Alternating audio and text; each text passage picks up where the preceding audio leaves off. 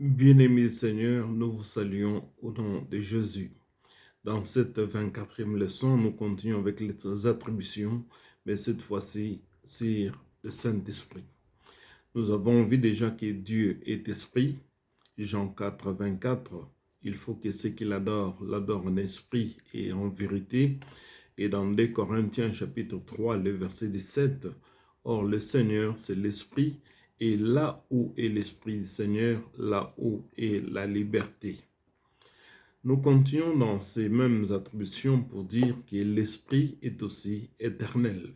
Hébreux 9, 14 nous dit, combien plus le sang de Christ qui par un esprit éternel s'est offert lui-même sans tâche à Dieu. Et à côté de cette éternité, l'Esprit est aussi omniprésent, comme le dit les psalmistes dans Psaume 139, le verset 7, « Où irai-je loin de ton esprit, où fuirai-je loin de ta face? Si je monte aux cieux, tu y es, si je me couche au séjour des morts, tu voilà. » Et à côté de l'omniprésence, l'Esprit est aussi omniscient. 1 Corinthiens chapitre 2, 10, Dieu nous les a révélés par l'Esprit, car l'Esprit sonde tout, même les profondeurs de Dieu.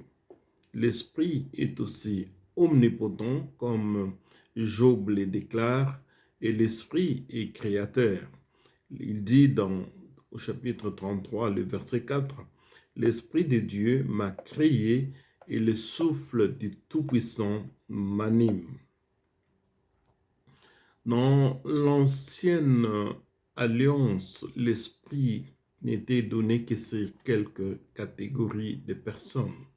C'est ce qui fait la différence avec la nouvelle alliance. Dans l'Ancien Testament, on trouvait l'Esprit sur les sacrificateurs, sur les prophètes, les rois, les anciens, les chefs et tous ceux qui avaient un ministère quelconque, une fonction particulière, et même sur ceux-là qui construisaient les tabernacles. C'est ainsi que Joël, qui était un prophète dans le royaume de Juda, 900 ans avant la naissance de Christ, a déclaré au chapitre 2 de son livre, au 28e verset, il a prophétisé en déclarant que Dieu répandra de son esprit sur toute chair. Et cela s'est accompli les jours de Pentecôte sous le sermon de Pierre. La parole déclare que même Marie, mère de Jésus, était dans la chambre haute, attendant aussi comme tous les autres la promesse de recevoir le Saint-Esprit. Vous comprendrez que ceux qui prient Marie doivent se poser la question parce que Marie était aussi dans la chambre haute attendant la promesse. Jean-Baptiste l'atteste en Matthieu chapitre 3, le verset 11, quand il déclare « Il vous baptisera du Saint-Esprit et de feu ». Il parle de Jésus.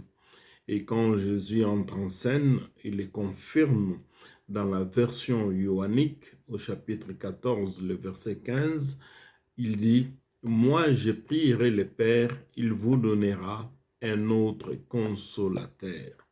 Ici, on l'appelle un autre consolateur parce qu'il a un office ou un ministère différent. Nous le voyons ici dans les œuvres et ministères du Saint-Esprit. Au premier point, quand l'Esprit, le consolateur, vient, il vous conduira dans toute la vérité, selon Jean chapitre 16, le verset 13. 2. Il vous convaincra du monde en ce qui concerne les péchés, la justice et le jugement, selon la même version johannique au chapitre 16 et le verset 8. Il va régénérer et renouveler dans Tite chapitre 3, le verset 5. Il s'agit là donc de la nouvelle naissance. 4. Il va établir sa demeure en vous. 1 Corinthiens chapitre 6, le verset 19, il dit « Ne savez-vous pas que vous êtes le temple du Saint-Esprit » Et 5. Il donne la puissance. Selon Actes chapitre 1, le verset 8, vous recevrez une puissance. Et 6, il va sceller les croyants. Éphésiens 1, 13, vous avez été scellés du Saint-Esprit. Quand on parle de sceller, c'est un bon exemple à donner. Vous savez, quand vous achetez quelque chose à manger, comme ici une boîte de mayonnaise par exemple, il est toujours écrit ici que quand vous ouvrez cette boîte et qu'il n'y a pas un clic qui sonne, ne les mangez pas parce que quelqu'un d'autre l'a déjà ouvert. Donc nous disons, cette boîte a été scellée. Cela signifie que vous, chrétiens, moi, chrétien, nous sommes scellés par l'Esprit de Dieu pour que ce jour-là, quand nous serons en présence du Seigneur, que ces clics puissent s'accomplir. C'est ça, ce qu'on appelle scellé. Une boîte scellée, il est cacheté. En fait, nous sommes cachetés par l'Esprit de Dieu. 7. Il vous introduit dans le corps de Christ. 1 Corinthiens 12, 13. Nous avons tous, en effet, été baptisés dans un seul esprit pour former un seul corps. Ici, c'est très important et j'insiste, je gosse les traits en disant que beaucoup d'églises, beaucoup de pasteurs ont échoué à ce principe. Quand ils parlent de leur église, ils parlent de leur ministère et certains même parlent de leurs brebis, de leurs fidèles. Alors qu'ici, l'Esprit de Dieu, quand il vient, c'est pour nous introduire dans un seul corps. Nous formons un seul corps. Il n'y a plus de dénominations. Comme nous le voyons aujourd'hui, trop de dénominations et les hommes de Dieu ne veulent pas se mettre ensemble pour adorer Dieu. Chacun dit, je ne veux pas perdre mes brebis. Chacun tire les rideaux de son côté et nous échappons à ce principe qui est primordial dans le Saint-Esprit. 1 Corinthiens 12, 13, nous avons tous en effet été baptisés dans un seul esprit pour former un seul corps.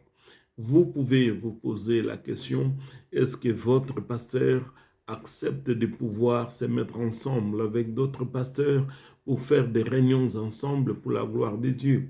Sinon, c'est qu'il y a un problème, il y a anguille sous roche, eh bien, il faut se poser des questions. Non seulement les églises et les pasteurs font obstacle à ce principe, mais nous tous, en tant que chrétiens, nous devons faire attention pour ne pas être obstacle à la puissance du Saint-Esprit. On peut être obstacle 1, s'opposer au Saint-Esprit, comme il est écrit dans Actes 7, 51. 2, outrager le Saint-Esprit, comme il est écrit dans Hébreux chapitre 10, le verset 29. On peut 3, attrister le Saint-Esprit, Éphésiens 4, le verset 30.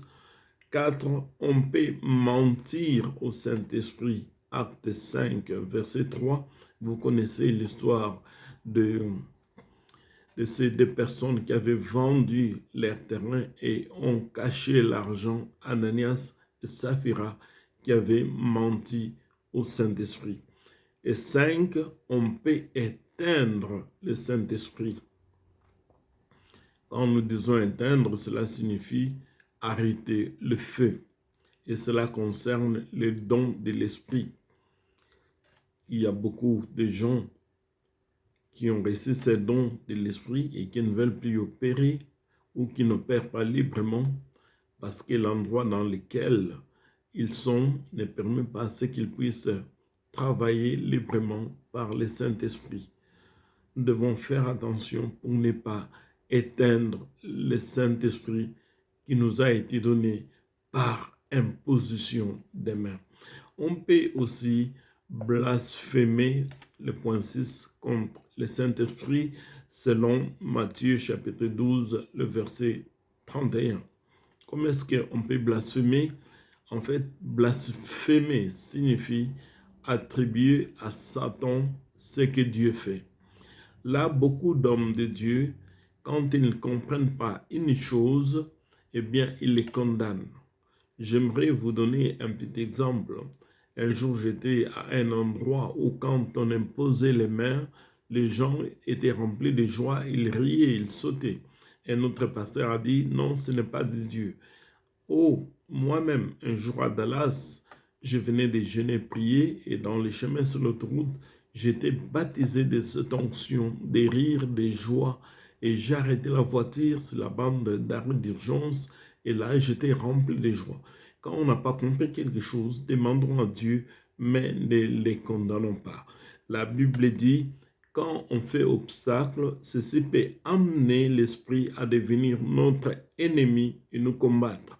Ésaïe chapitre 63, le verset 10, il dit, « Ils ont été rebelles, ils ont attristé l'Esprit Saint, et l'Esprit Saint est devenu leur ennemi, il a combattu contre eux. » Bien-aimés de Dieu, que Dieu vous bénisse, et nous nous rencontrerons prochainement dans la 25e